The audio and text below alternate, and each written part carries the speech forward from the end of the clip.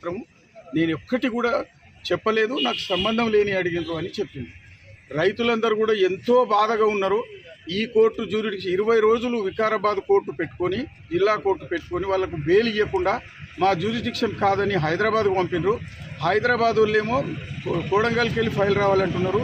Kodangal judge గారేమో రంగారెడ్డి మన జిల్లా జడ్జి గారు వికారాబాద్ వారు ఇన్స్ట్రక్షన్స్ ఇస్తేనే వస్తాయని ఈ రకంగా మొత్తం మీద ఫుట్బాల్ ఆడినట్లు ఆడుకుంటున్నారు తప్ప రైతుల జీవితాలు ఈ నేరస్తులు అసలు ఈ ఫార్మసిటీ అనేదే ప్రభుత్వం విరమించుకున్నట్టు చేయడం ఏంటి, ఈ కేసులన్నీ అట్లనే ఉండడం ఏంటి, చాలా అన్యాయం.